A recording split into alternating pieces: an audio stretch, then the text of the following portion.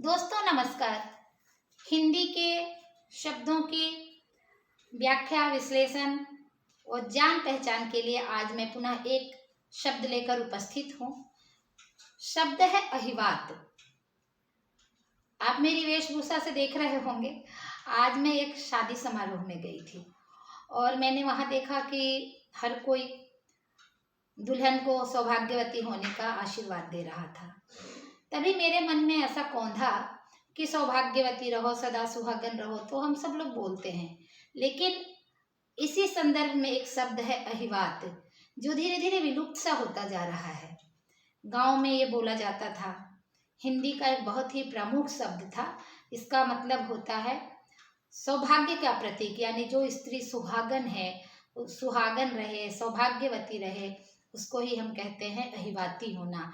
और अहिवात सौभाग्य और सुहाग को अहिवात कहते हैं। तो ये जो सौभाग्य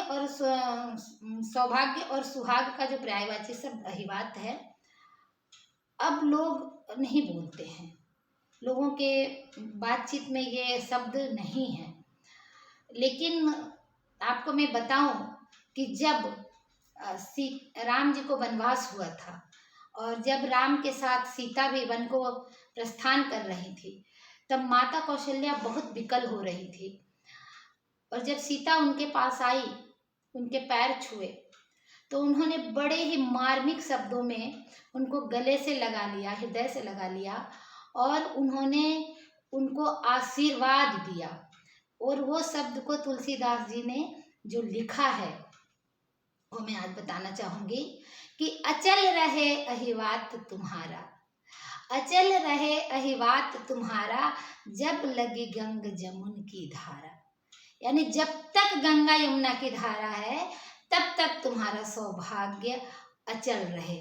तो माता कौशल्या और सीता का ये जो कौशल्या जी ने जो सीता जी को आशीर्वाद दिया था, तुलसी जी ने उसमें तुलसी रामायण में, रामचरितमानस में उन्होंने लिखा है और वहाँ पे अहिवात शब्द आया है। अहिवात शब्द वहाँ पे आशीर्वाद के रूप में माता कौशल्या ने सीता को दिया है। तो लेकिन लोग जानते नहीं हैं शब्दों को।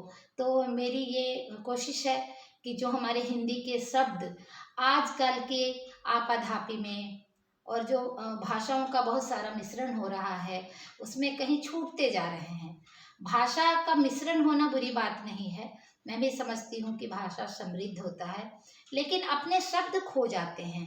तो हमारा प्रयास रहेगा कि हम उन शब्दों को खोज लाएं और आप लोगों तक मैं पहुंचाऊं और आप लोग भी उस शब्द को समझें और जहां इच्छा करें उनका प्रयोग भी करें, क्योंकि ये अपने शब्द हैं, हिंदी के शब्द हैं, अवधी के शब्द हैं, मैथिली के शब्द हैं, इनको स्वीकार करें।